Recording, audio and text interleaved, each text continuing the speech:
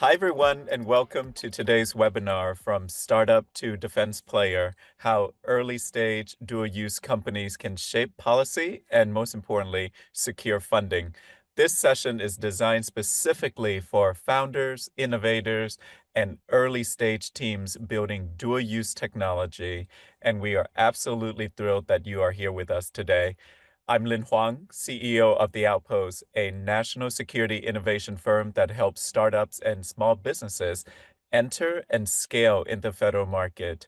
At The Outpost, we accelerate access to funding, partnerships, and mission-critical programs. Public affairs is an important tool to move the needle for our clients.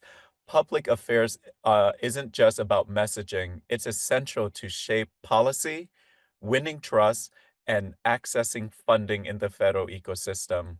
We're also navigating a pivotal moment here in Washington, D.C. With a new presidency and Congress in place, vendors across IT, cybersecurity, AI, defense tech, large language model, all of the above face a rapidly changing landscape of budgets, regulations, and mission priorities. That's why today's webinar is especially timely. And we're so honored to have a very special guest with us today, Mike Clausen, founder and managing partner of ARC, a boutique government affairs and public policy strategy firm that helps companies like yours navigating Washington, D.C., and amplify your voice where it matters most. In this exclusive session today, you'll learn how to navigate the NDAA, or National Defense Authorization Act, and how it differs from the annual appropriations, how to structure effective ask to reach the right audience and drive results, best practices for advocacy and aligning with committee priorities, and timeline and strategy for submitting funding and policy requests. Mike, we'd love to kick things off with a quick intro. Could you share a bit about what brought you to DC, your journey into public affairs and public policy, and what inspired you to launch ARC? Yeah, thanks you. Thank you for the introduction. Thanks for the opportunity to be here and talk to your stakeholders and the participants. A little bit about me. My name is Mike Clauser. I founded this company called ARC, which is a boutique government affairs firm focused on helping companies and organizations that encounter the government either as the government as their customer, the government as their regulator, or sometimes even government as their competitor. And these tend to be software companies that have grown really rapidly in the commercial sector, and now want to come and help bring those solutions to government, or very early stage investor-backed defense innovation, government first dual use kind of companies. Briefly on me, I'm born and raised in Bethlehem, Pennsylvania, Penn State grad school overseas at the University of Exeter in England, and then with the dual program in Poland. 9/11 happened when I was a freshman in college. I really wanted to come to Washington and work on national security. Did not get into the CIA like I had hoped, and so worked at a small boutique consulting firm as well for a year or two until I was lucky enough to have my resume walked in at the very end of the Bush administration, and I became a very junior political appointee in 2007 to 9. First, helping the Assistant Secretary of Defense for Legislative Affairs. That's the office that owns the relationship with Congress for the Secretary of Defense. And then I worked for the Undersecretary of the Navy. I went to go work on Capitol Hill after that for a member of the House Armed Services Committee and the House Permanent Select Committee on Intelligence as the National Security Aide. And after a few years there, I was actually selected for a commission in the Navy Reserve as an intelligence officer, beginning what would become a 10-year career as a Navy intel reservist, including a deployment in 2016 to the Gulf. But when I was on my first orders in the Navy, that's when the Snowden NSA disclosures happened. And I really felt the camera in Washington shift from kind of a post 9/11 anti-terrorism focus to tech. It's, remember, this is also when Facebook, Google, they really started scaling. And I just really thought that working on tech issues post Snowden was kind of where the action was. And so I ended up spending the next 5 years working for a large Japanese inbound company called Fujitsu. And then as the first head of global government affairs for a semiconductor company called Analog Devices, at a multi-client firm running their Washington and Brussels office, and then most recently before ARC as the first head of U.S. federal government affairs at a cybersecurity digital identity company called Okta. And that brings us up to present day. Great background and great service to our country. Thank you, Mike. And I've got a few questions lined up for Mike, but we'd love to hear from you guys too. Feel free to drop your questions into the Q&A section, and we'll get to as many of them as possible. So let's keep this super engaging. We want to hear directly from you. So the first piece that I'm really interested in, as I said in my introduction, is about the appropriation process. This is when I hear the interest in government affairs from our portfolio companies is usually framed as 100% in terms of revenue growth. Mike, how can government affairs support revenue growth for many startups and small businesses? What does that look like? Right. I appreciate it. Well, I think first it's important. I've met a lot of early founders. These are founder CEOs. Some of them are ex-military or maybe ex-government. Maybe they were just coming from a finance background or business, or they're engineers. And sometimes they don't. Not all of them share sort of a lot of understanding about how the federal government budgets money, procures things. And so what they kind of think they're doing is undertaking an enterprise sale like they would maybe in the commercial sector, just a more complex one. A corporate sale, just more complex. And they're trying to chase budget. That's really not, in my opinion, the best way to do it. So let's just understand a little bit about, and I think at the risk of talking about too much about process, just maybe the timeline and process for budgeting and appropriations. From the congressional point of view, the congressional piece of budgeting and appropriations usually starts in a normal year, and I think we can all agree this is not a normal year, but in a normal year, it usually starts with the president's State of the Union. The president goes up, is invited by the speaker to deliver an address that says, "My fellow Americans, this is what I want to do over the next year," kind of pitch it to the Americans. A couple days later, OMB sends the budget up, which is called the President's Budget Request. Mhm. And that's because the founders gave the purse strings to Congress. So all funding, all appropriations arises out of the House for the Constitution. And so that budget request submission to Congress is just a mother may I. And then Congress takes on a bunch of actions to kind of look over the budget and decide if it's going to add more money to certain accounts, uh, take money away. And then usually House appropriators at the subcommittee level, there's a subcommittee on defense, there's a subcommittee on health, human services. They start popping out bills that propose funding levels by May. And that's after a series of hearings and also looking at receiving requests from other members of Congress. House goes first in May and then by early June, usually moving those across the floor of the House. And the Senate kind of has second mover advantage, usually goes later June and then July, and then everyone splits for August recess. But in reality, like I think a founder really needs to understand that the budgeting process, if when Congress is starting looking at appropriations in March, let's say it's 2025 right now, so they're looking at funding requests for fiscal year 26. Fiscal year 26 was getting approvals and sign off last June of 2024, and with passbacks from OMB to agencies by Thanksgiving of 2024, which means it was being built as early as 2023 and earlier. So if for a lot of portfolio companies, they probably weren't even companies then, right? Mhm. Which means that nobody budgeted for them. They don't exist. Certainly, they don't have a program of record. But even like that $5 million to do a demo, or that $1 million or whatever, just doesn't exist. And so that's part of the role of Congress is to come in and they can do a programmatic increase to try and add additional funding to certain agency budget lines that would allow that agency to do maybe a pilot program or research development and RDT&E, so that they can play with the company and see if they like the product and do what's called the buy, try, decide cycle, and then decide if they want to scale that to a program of record. So that's kind of what I think founders needed to be thinking about. They're coming in, a lot of stuff's already been baked against them before they were even founded. And now, Congress has a say. So I'll pause there. Yeah, no, that's really good. Thank you for unpacking that information. What I'm also hearing, especially for our friends outside of DC, the idea of earmarks, right? What have you heard so far around that? Could you elaborate on the status of earmarks in DC? Yeah, sure, certainly. So, touched on it a little bit just prior, but formally, earmarks are banned in the sense that Congress may not direct an agency to do a non-competitive purchase of a company or product. That is a standing rule of the House. So, earmarks formally banned. Congress, however, has carved out a bucket, which they call not earmarks, they call them community funding projects.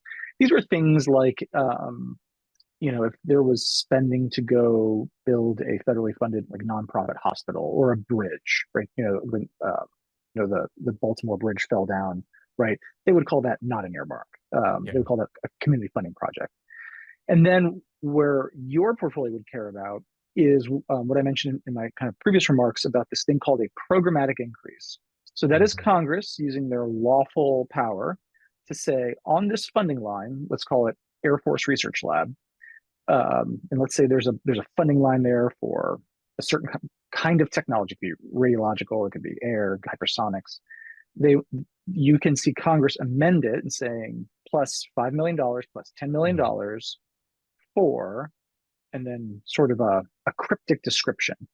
You may Mhm. call those magic words, and they might say thermal protective, whatever, or joint hyperspectral all source something, or ruggedized unmanned, Mhm. and what that is it's Congress creating an additional funding space to that agency to do something that they hadn't originally budgeted for. And although they can't direct the agency to use a particular company or product, they can demonstrate what's called congressional intent through those kind of magic words. And that's how kind of that process starts. If I can just also just maybe jump on that to say, Yeah. this is why if you're a portfolio company, um, you can't just ignore the executive branch buyer or the customer. You have to set up a pitcher and catcher dynamic where Congress is pitching money over the fence to the DoD, to a program manager, again, picking on the Air Force Research Lab or somewhere, Office of Naval Research or somewhere else, and that program office, program manager knows who you are, is interested in you, doesn't hate you, doesn't think you're a waste of space, and so that when Congress says plus $5 million for XXX, like ruggedized, unmanned, whatever, Mhm. that program manager goes, oh yeah, that's that company we were talking to. Like they fit that well. Mhm. Got it. Okay, they're providing me space to engage with this product, this company that I was interested in doing anyway. So the days of backdoor cigar smoking, like Congress is going to force some bureaucrat to buy your widget because money's exchanged on their table, or some like false view that you have in your head of the way it works. It's not quite the case. This Mhm. is it's actually it's a very above board process Mhm. of trying to make a case for why a particular funding line would benefit from more resources so that Mhm. government can can do something interesting with a new emerging technology. Yeah, no, thank you for that. And I really appreciate you bringing up the concept of pitcher and catcher because Congress allocate that line item to XYZ base, let's just say Eglin Air Force Base, Sure. and a small business has a requirements there. Where does public affair fits in? Where does it end in that process? Do you also help the company on the back end to help catch that money so that not another program at that base steal that dollar's funding amount? How do you guys fit in? Right. So, I lead a small boutique government affairs firm. And so different government affairs firms sort of operate different ways. Some are just congressional only. They don't even, you know, they don't know how the executive branch works. Maybe they never worked there. They were just kind of former Hill people that do Hill things. Others are a little bit more ambidextrous. I'm one of those. Others don't touch the Hill. Mhm. They're strategy consultants. They're kind of often ex somebodies who used to work in maybe senior jobs, political or civil service. Um, but whoever you engage or whoever is helping you, or if you hire in house or have that general or someone on your advisory board or that in your cap table, I would say that Gov Affairs really should be doing both things. It should Okay. be helping you connect to the government, to the Mm. exec branch, so that you can get that meeting, talk to the program manager, get interest, get traction, get a demo going, kind of get some feedback. Or if you're in the SBIR process, right? So you've done a SBIR phase one, maybe you're even onto a SBIR phase two, then that's something that the Congress can pitch money over into. Yeah. It's an existing thing that has some traction if you're at the phase two level, and then Congress can add additional funding to scale that up. So I think a good government affairs consultant is helping you both on the exec branch side and the connection piece, Got and it. then also helping you walk through building that support on the congressional side too. No, that's super helpful. If a company is helping a program manager at San Antonio, for example, to get a line item, how involved should that program manager be involved in the discussion, or should they stay out of it? What have you seen? What's your recommendation? It's a great question because you can put very great patriotic Americans who work in government in a little bit of hot water by pushing a little too hard. So just understand, if you're a program manager, then you're a member of the executive branch, and your Hmm. boss is the president. And so the president's budget request is sent over centrally by OMB, and with the president's approval. And so you don't want to be a GS 12, 13, 14, 15 freelancing, Hmm. and be seen sort of trying to you know, lobby or try to up your little program. That is no bueno. It's a way to get in trouble. So I think, this is why civil servants can be kind of reserved a little bit, maybe even some might say frigid when working with companies sometimes, because they may be very interested, but there's certain budget realities on internal executive branch or duty politics where their budget's fixed at a much higher kind of level. So I think the best thing to do is see if there's interest in the program manager, traction, and kind of get hey, this is really good. I support the president's budget, but if we had more funds, this Hmm. is something we'd like to explore. And then that really tosses the ball over to industry, over to the startup company, the portfolio company, to go hunt and to go see if they can get more resources for that program. And I think that's a legit way of doing it, where the civil servant is saying, "Hey, listen, I don't have budget for this. I like this. This is good. And if I had more, I would do something." But they're not out there Right. advocating. But if they got a phone call from Congress, They can they're answer. they can say, "Well, listen." What they won't say is, "I've never heard of these guys. It's vaporware. It's just two dudes in a PowerPoint." Like they Mhm. can they can say, "No, no, this is really interesting stuff." Yeah. And this is very much like, managing a campaign, right? And obviously, it's a complex process. So having someone like Mike being at the table to help shape that strategy, when to activate and who to involve in at different level of the conversation is super important to make sure that, all of the stakeholders are engaged at the right time in the right way so that it doesn't jeopardize. And especially for companies in our ecosystem that are going after super phase three to benefit some of the, your customer, your end user on those installation and they don't have any funding, additional line item appropriation is super helpful and how to have that conversation is really important. So we talk about, the what, the how. Can you talk a little bit about the when, Mike? I think Congress move at a particular interesting speed. What time of year should a company engage in government affairs if they want to get something into appropriated? What does that timeline look like? Could you walk us through that? Happy to. So earlier in my remarks, I said that the annual budget cycle really kicks off State of the Union, President's budget request is sent up from OMB, and then that kicks off a number of hearings. Sometimes these hearings are called posture hearings, where they'll bring the SecDef, they'll bring COCOMs, especially on the defense side. That's how it works. And then in May, we talked about how House Appropriations Committees will start issuing bills and they'll see the light of day, and then the Senate moves. That's also the same thing is happening on the authorizing side. So when I say authorizing, I mean the armed services committees, the House and Senate armed services committees are also um, using the same timeline instead of appropriations bills, they're producing the National Defense Authorization Act. Okay, so if that process is kicking off in February at the State of the Union, Hmm.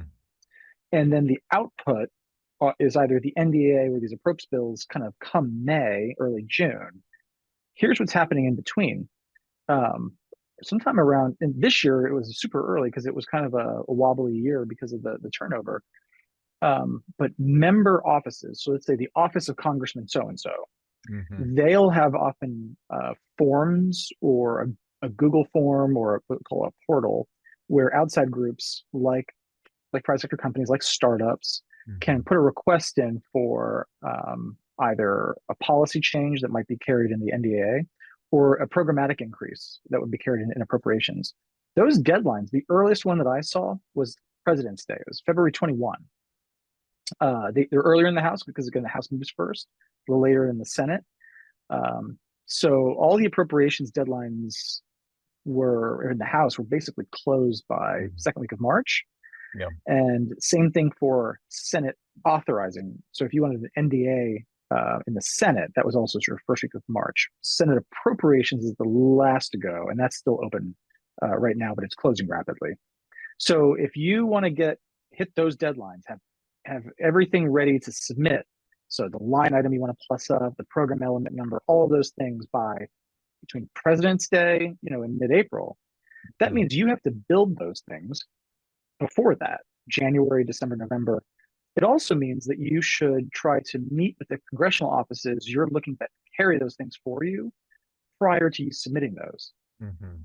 So if you're submitting them on President's Day on, then you should be up there meeting January, December, which means you should have intellectually put together what do you want to ask for December, November, October. Um, so I tell people the time to start, if you're going to be very meaningful, I mean, is going to be really no later than like Labor Day. Labor Got Day it. is sort of early October. However, I'd say if you want to kind of play a higher order game, then you may want to do other things than just sort of have a couple of directory meetings and put a submission in.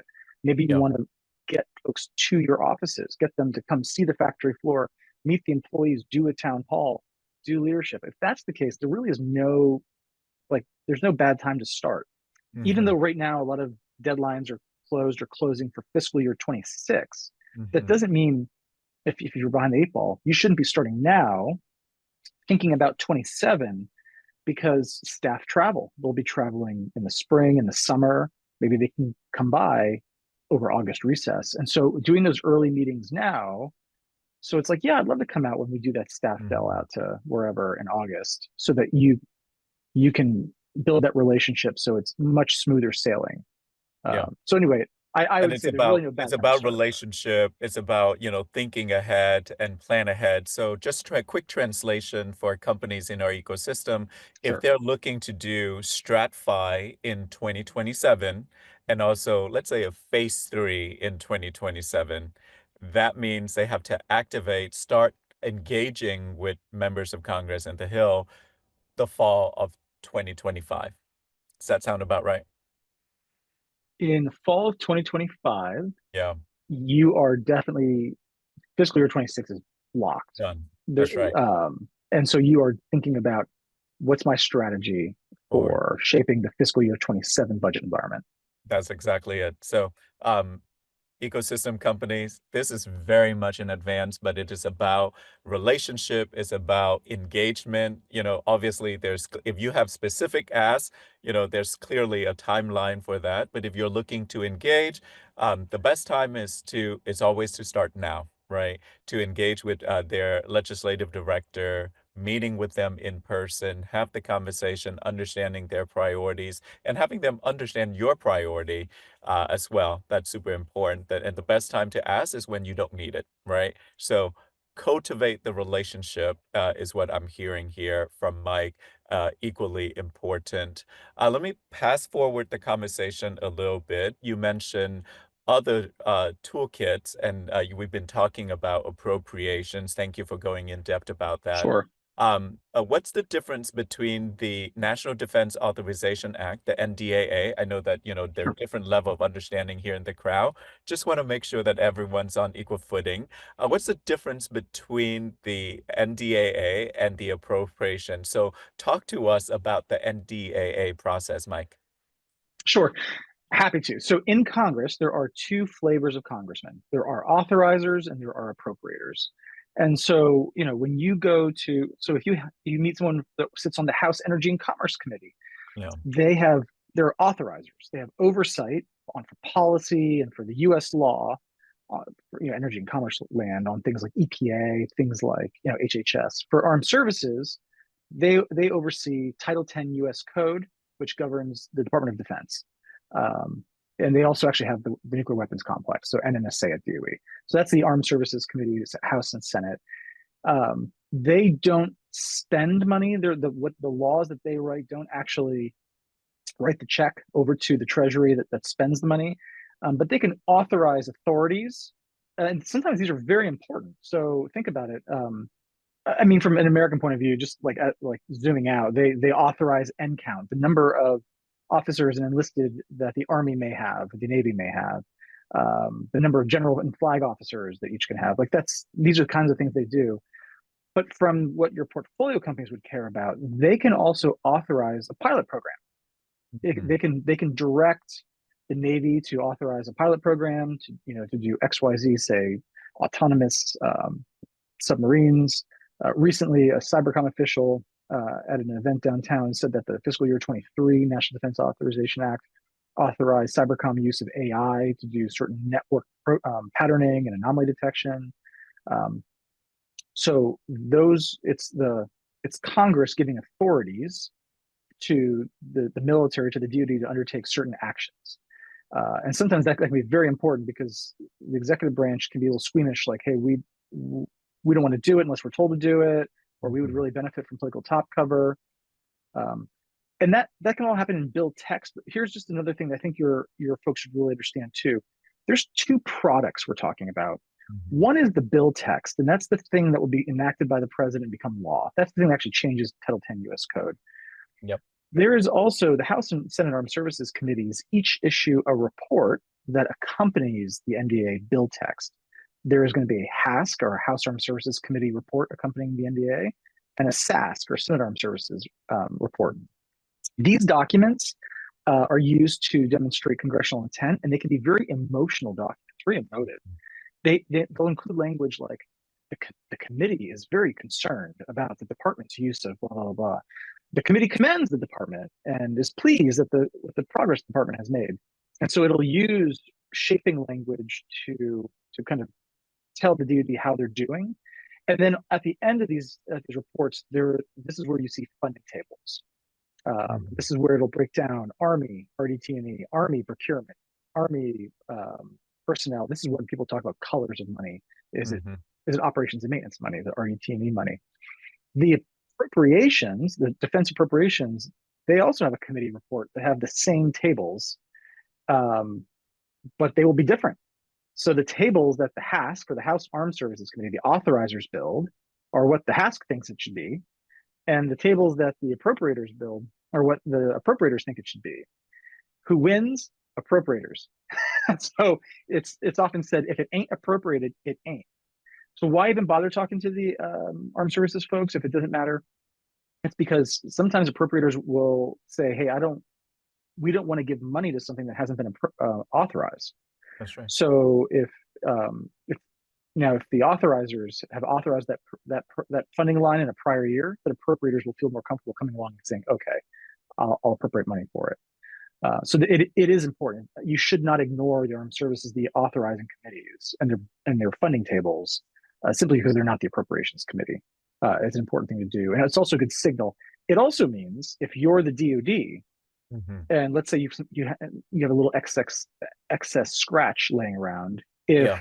if the NDA or the HASC or SASC has authorized something but appropriators didn't come through, you can feel comfortable spending that $1 million because it's been authorized. That's right. Really appreciate for going into that depth. I'm just gonna hone in a little bit more. I think there's a little bit more nuance, but it might be good to Sure. recalibrate. there seems to be a difference between advocacy for the appropriations. How does that different from the NDAA advocacy? Could you talk a little bit more about that? You know, Or is it the same? It's the same I engagement, or is it, how would you elaborate on the difference? So that, no, so I don't. I think I think good gov affairs if done well looks the same. And okay. so here's what I mean by that. What I mean by that is both are kind of riding on the similar calendar, right? So State of the Union Hmm. on to when things pop in June, July. Um, you you want to build relationships with members of Congress who can make these requests for you because, you know, like a company, a startup, even Boeing Hmm. does not have a seat at the Armed Services Committee. They have to cultivate a member who says, "Okay, I'll carry that water for you. Okay, I can get behind that." Hmm. So um, you want to build that relationship at various levels of the office. What I mean by that is you should make sure that your district, that the congressman's district staff have been through your facility. Hmm. You should make sure that you have a very sharp presentation about um, what are the challenges, obstacles, opportunities, and brief the congressman's national security legislative assistant or military legislative assistant. Um, but you also want to try and bump up the stack to that FaceTime with that member of Congress. And then this is where I think it's important to remember that these are government officials who Hmm. have an official job, but they're also candidates, especially in the House, where there's an election every 2 years. In the Senate, it's every six, but a third of the Senate is in cycle every 2 years. And so a member of Congress is every office is different. Some are quite content just to see what the national security aide kind of lists and says, "Hey, here's what's happening in the district. Here's what I think we should do, boss." Hmm. Um, but others want to build more of a personal relationship, but it's hard to get time with a member of Congress. However, they often carve out time for political events. So think like uh, campaign fundraisers, things like that. And that's kind of where you breach into the world of political giving. I want to be very emphatically clear. It is illegal to do any kind of quid pro quo, like I give you cash, you do this thing for me, right? Right. That's that's unlawful under U.S. law. It's unlawful under UK Bribery Act. All these things. It's lawful and it's immoral. But I think it's also important to just foot stomp that um, that you want that member of Congress to understand you as a priority to them. Mm. And recent appropriations guidance said every member can make no more than 15 requests of the appropriations committee.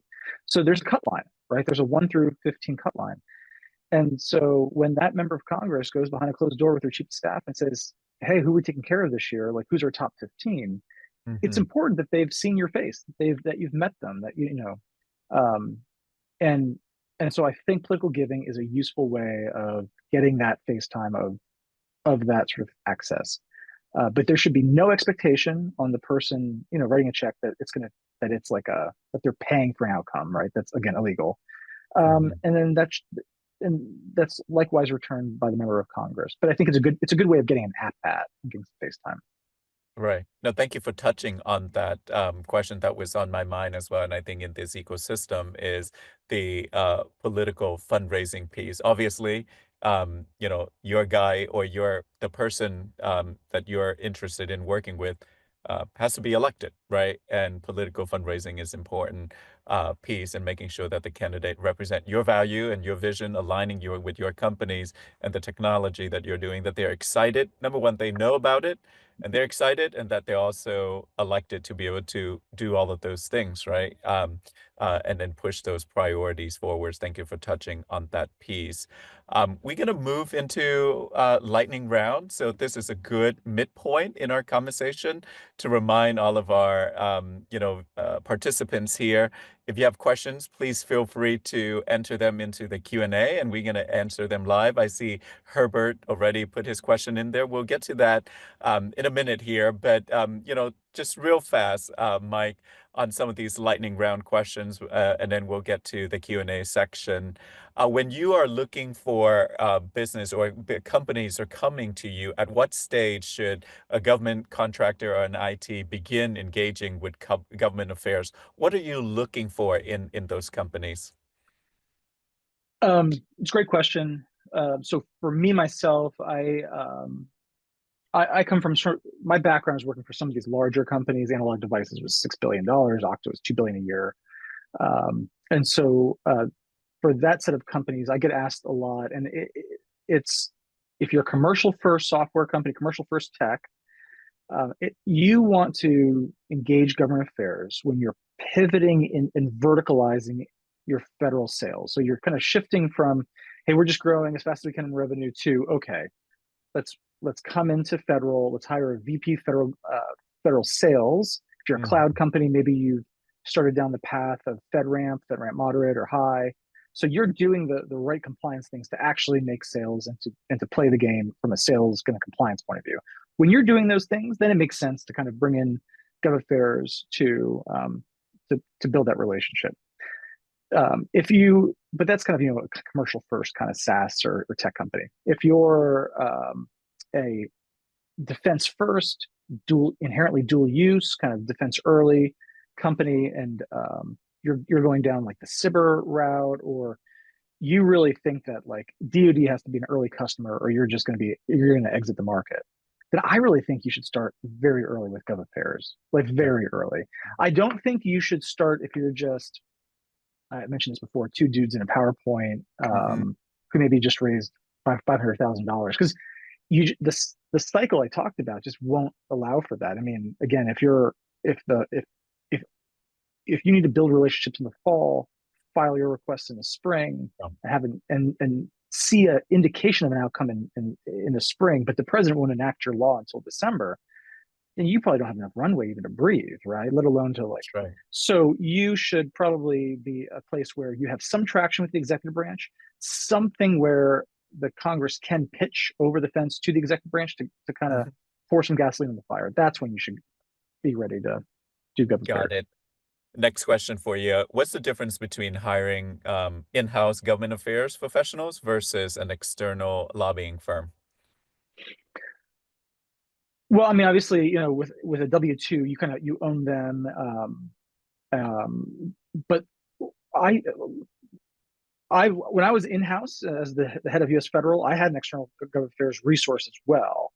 But the role of the in-house person is to really be a creature of the company.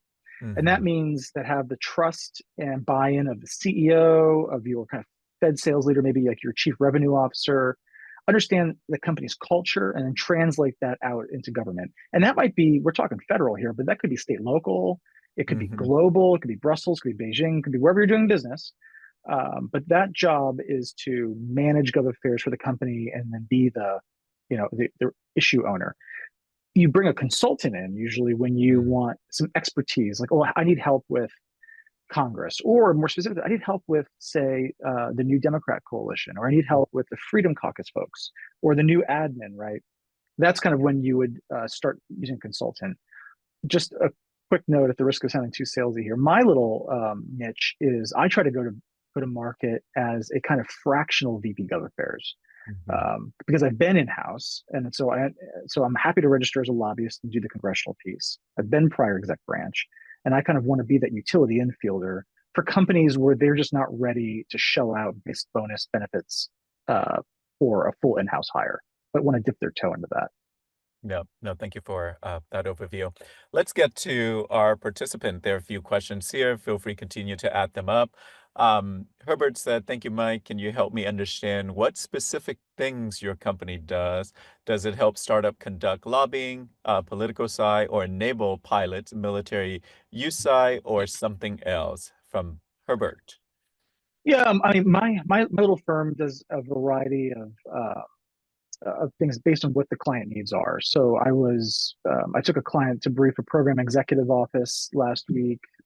So got to meet, with an O6 program manager, and that was very useful to this very early stage company. And then I advised another early stage company on political giving and sort of who would be their targets. For others, I've built that one page white paper submission for appropriations with, hey, here's the line number you want to plus up, here's the program element number, here's how you want to structure that. For some of my larger software companies, I'm bringing them in to the admin to meet with some senior White House officials. And so they really benefit from that face time, that exposure, so they can at bat to kind of talk about how they want to help the admin. So yeah, that's sort of some of the ways I'm providing value. Got it. Another attendees asked for this continuing resolution CR, DoD can reprogram funds. What is your advice on seeking new sales? Should small businesses seek to get reprogrammed or try and find other revenues, new start bans?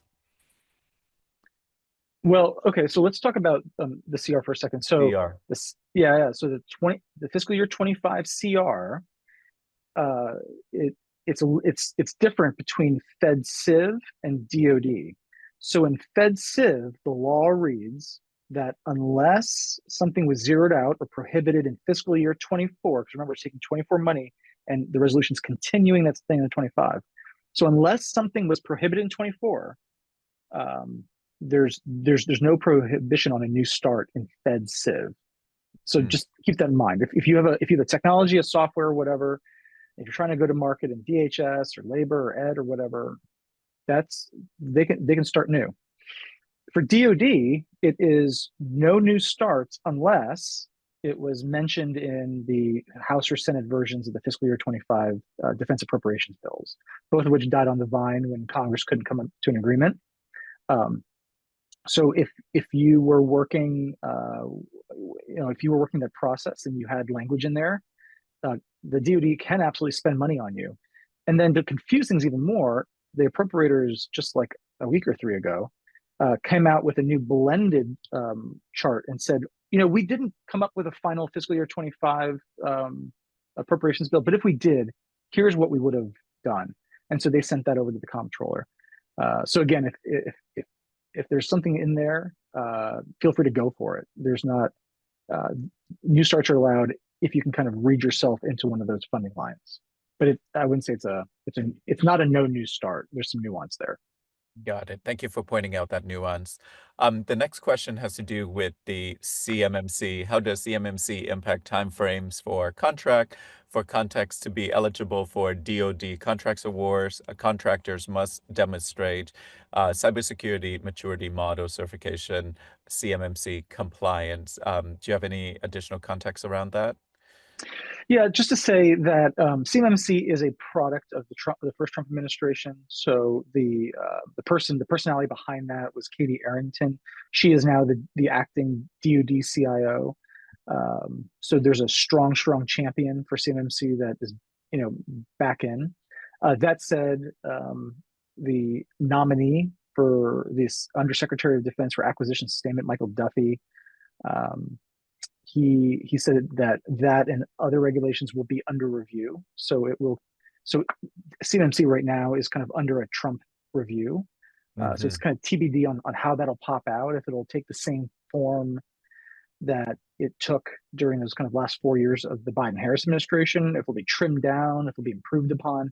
My guess is that there'll be changes to it, but I think that most contractors should understand that those basic controls outlined in the NIST cybersecurity standard need to be followed, and they're kind of good basic things. So if you're down the supply chain, castings, weldings, whatever, like you should be doing those things and get ready to do those things. How it will wind up in the far and final language that the lawyers care a lot about, that's TBD. Got it. Thank you for elaborating on that. If more questions come in, we're happy to take your questions, but just few final thoughts and advice. Mike, if you had one piece of advice for a company looking to improve its government affairs strategy, what would it be? So that's a great question. Um, I would say know your goals. Hmm. So I talked about sort of the two types of companies I work for, and the early stage ones, they are maybe there's some of the folks listening here, right? So very capital constrained, need to be capital efficient, making very hard choices between engineers, sales, and so what you want out of Gov Affairs is going to be different, obviously, than Google or Microsoft or large guys, right? Like, and so everything you do should be crystal clear about what outcome you're trying to drive towards. Mhm. And if it is traction inside the Pentagon, doors open, then go all in with that and Mhm. find somebody, either a consultant or an in-house hire, who can really help do that. If what you're trying to do is, hey, we've bootstrapped it a little bit, we're doing a cyber phase two, like we're having success and traction. I really want Congress to come in, like get to know us. Then figure out like, okay, who can help you do that? Like who has those relationships with appropriators, with armed services, with whatever you want to do. Mhm. And then just kind of be focused on that. For my larger companies, who may not be involved in the outpost, I mean, they care a lot more um, about what that NIST standard says in the first place. They care a lot about what the OMB memo that directs CIOs to purchase IT says. They care about having the relationship at very senior levels of the White House, so they have an open door.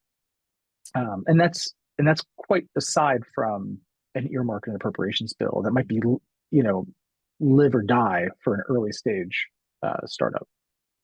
Got it. Know your goals, super important. And secondly, what is one mistake you see companies make when trying to engage with Congress? Oh, there's so many mistakes I see all the time. So, I mean, one thing is that uh, I should have said this earlier. Government affairs, I think, at its essence, is augmented staff work. Hmm. And so, if you want a busy staffer or a busy member of Congress to do something, you have to do all the prep work. Yeah. What You have to do the research. Well, what line item number are you plussing up? What's the program element number? What were the prior year funding for it? Where's your white paper? Have you talked to the program manager? Are they ready for a phone call? What's the email and phone number for that program manager? Like all that stuff has to be put together. What's your overall pitch? How do you fit into the president's agenda? How does this fit into the chairman's agenda if you're for a chairman of House Armed Services? So all of that work, you got to do that. I had Mm. one client hire me because they just thought, they had invested in a Gulf Coast state. They thought the senator would just sort of rain money on them. And then when the Senate staffer on the day requests were due reached out and said, "So where's your request?" They said, "I didn't know we had to make a request. I thought you'd just give us money." No.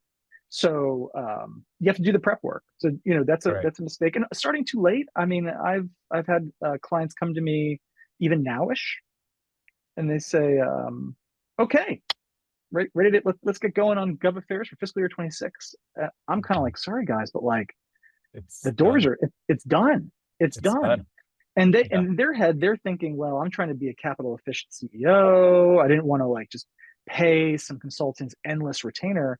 But if they Yeah. had, they would have found out they should have started in September, October, and then they'd be sitting pretty right now, not behind the eight ball trying to get meetings when everyone else is at the last second. So not doing the prep work, starting too late. Yeah. Yeah, that's kind of where I'd say. So three things. Start early, know your goals, and do your homework. Those are the three things, and that's why it's so Wish it were important to sexier. work with, public affairs to really have a campaign and build that relations in DC. Let's go ahead and close out. I just want to say thank you, especially to Mike Clauser for breaking down the complexities of appropriations, NDAA strategy and advocacy, timing into clear and practical steps. Your insights are invaluable, especially for startups and small businesses looking to navigate and, most importantly, influence the federal landscape. So we hope this session gave everyone on this call in our ecosystem a better sense of how to engage effectively with the government and how policy can be a powerful lever for growth and impact. So if you'd like to connect or learn more, we'll be sending a follow-up email shortly with our contact information, key takeaways, and links to the recording of today's session. So we're always happy to continue the dialogue. So thank you for joining us today on behalf of the Outpost. Thank you again. And we look forward to staying in touch with everyone.